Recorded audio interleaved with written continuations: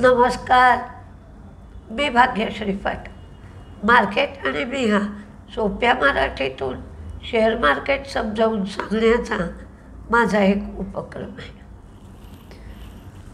मी मार्केटचा Shri गणेशामध्ये pre IPO shares म्हणून एक 2 व्हिडिओ दिले.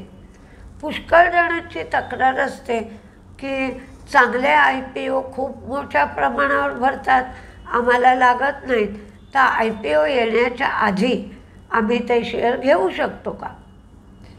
तर म्हणून मी ते प्री IPO दिलेत, त्याच्यावर व्हिडिओ दिलेत. पण त्याचे काही पॉझिटिव्ह पण आहेत आणि काही निगेटिव्ह पण आहेत. म्हणजे पुष्कळ वेळेला त्या कंपन्या IPOमध्ये येतच नाहीत पुढे, त्यांच्या IPO 10-10 वर्ष येत नाहीत.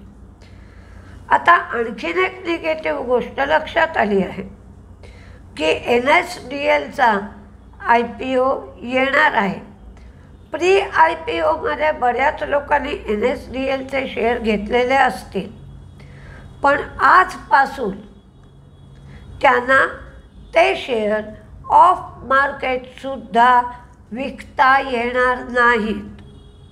त्याचा जो ECL नंबर आहे तो फ्रीज करण्यात आलेला आहे आणि शिवाय ते शेअर तारण म्हणून पण ठेवण्यात येणार नाहीत. आणि लिस्टिंग झाल्यानंतर 6 महिन्याचा त्या शेअरसाठी लॉक इन पिरियड असेल.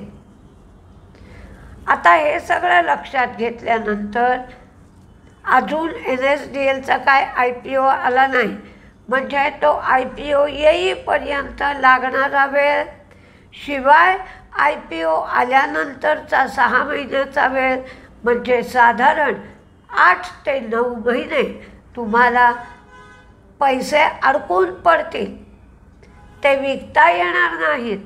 आणि जर प्री IPO भावाच्या पेक्षा कमी किमतीला जर IPOचे शेअर दिले गेले तर तिथेही नुकसान होऊ शकतं. या सगळ्या गोष्टी तुम्ही प्री IPO शेअर घेताना विचारात घेतल्या पाहिजेत. म्हणून ही आज आलेली बातमी तुम्हाला मी आवर्जून सांगितली आहे. आज 600 पॉईंट मार्केट मंदीतच होतं. ॲक्सिस बँकेच्या रिझल्टचा परिणाम असावा असं वाटलं. RSIचा विचार करता RSI अपवर्ड डायरेक्शनला आहे असे काही शेअर मी देते आहे, त्या शेअरकडे तुम्ही लक्ष द्या. CG power, Zydus life, Jindal steel, Tata consumer, Tata steel, Hindalco, Indian hotel, Cholamandalam investment. Info एजनी shop Kirana trading units, hive loop कॉमर्सला 198 कोटीला विकलं. रिलायन्सने कॅल्व्हिनेटरचं अधिग्रहण केलं, म्हणजे रिलायन्स रिटेलने अर्थात. याद्वारे कन्झ्युमर गुड्स क्षेत्रात त्यांनी पदार्पण केलं. इंडियन हॉटेलची आज मुलाखत ऐकायला मिळाली. त्यांनी सांगितलं की 6 त्यांनी नवीन हॉटेल उघडली आहेत. 12 हॉटेलबरोबर लायसेन्सिंग करार केला आहे. नंतर टॉप लाईन ग्रोथ जी आहे ती 12 ते 15% राहील, म्हणजे double digit top line growth राहील. येत्या 5 ते 6 महिन्यात ते गायडन्स वाढवतील. मार्जिन प्रोटेक्टेड ठेवण्यावर त्यांचा भर असेल. इंडियन हॉटेलकडे 3073 कोटींची कॅश आहे. डेट फ्री कंपनी आहे. त्यांचं 3000 कोटींचं उत्पन्नही आहे. जिंजर, ताज आणि क्युमिन अशी त्यांची वेगळी हॉटेल्स चालू आहेत जी ते मॅनेज करतात.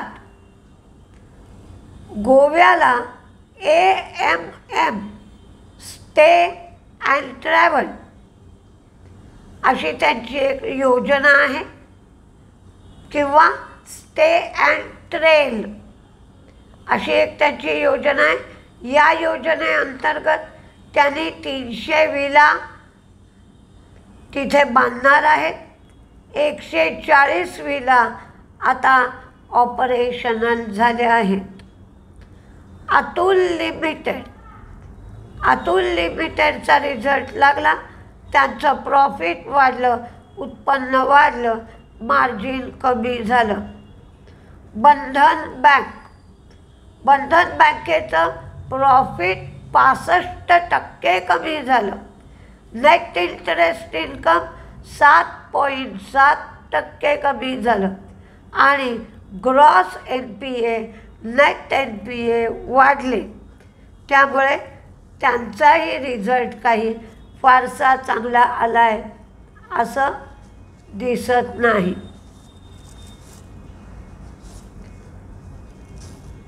IOBचा रिझल्ट लागला.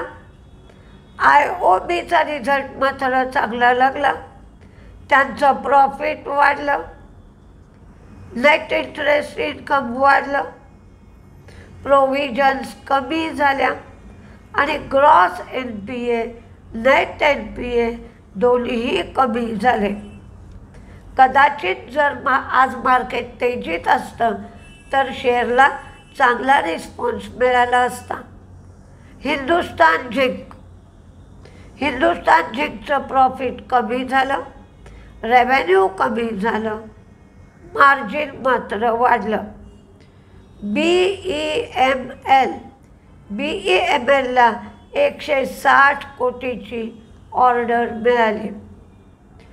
JSW स्टीलचा रिझल्ट मात्र सुंदर लागला. या रिझल्टचा परिणाम आपल्याला सोमवारी दिसेल. प्रॉफिट तुफान वाढलं, जवळजवळ दुप्पटपेक्षा जास्त झालं. पूर्वी प्रॉफिट होता 845 कोटी, आता हे प्रॉफिट झालं 2184 कोटी. त्यांचं रेव्हेन्यूसुद्धा वाढलं. रेव्हेन्यू पूर्वी होतं 42,943 कोटी, आता ते झालं 43,147 कोटी आणि मार्जिनही 12.8चं 17.6 एवढं मार्जिन झालं. चायना रेअर अर्थ मटेरियल किंवा मेटल्स पाठवण्याचा वेग कमी करताय, तर स्मार्टफोन उत्पादनासाठी या गोष्टी लागतात. त्याच्यासाठी लागणारी मशिनरी, कच्चा माल, स्टाफ चीनने हेतुपुरस्सररित्या पाठवायला उशीर करताय. त्यामुळे भारताच्या निर्यातीवर परिणाम होण्याची शक्यता आहे. आणि या सर्व गोष्टी या क्षेत्रातील इंडस्ट्रीने सरकारला कळवल्या आहेत. त्यामुळे सरकारने आज अर्जंट बेसिसवर मीटिंग बोलावली होती, कारण याचा सप्लाय जर रेग्युलर झाला नाही तर निर्यातीवर परिणाम होऊ शकतो आणि उत्पादनाचा खर्च वाढत आहे, ही सुद्धा तक्रार सरकारकडे या इंडस्ट्रीने केली आहे. त्यामुळे सरकार काही इन्सेंटिव्ह स्कीम पण इन्सेंटिव्ह देण्याच्या विचारात आहे. अश्विनी वैष्णव बरोबर ही मीटिंग आज झाली आहे. त्याचा काय निकाल लागला तो आपल्याला सोमवारी समजू शकतो. पण मार्केटची हळूहळू खाली उतरण्याची प्रोसिजर, मंदीत जाण्याची प्रोसिजर हा अख्खा आठवडा सुरू राहिली. सोमवारी कसं वातावरण असेल ते आपल्याला बघावं लागेल. तर सोमवारी सकाळच्या व्हिडिओमध्ये आपली भेट होईल. नमस्ते.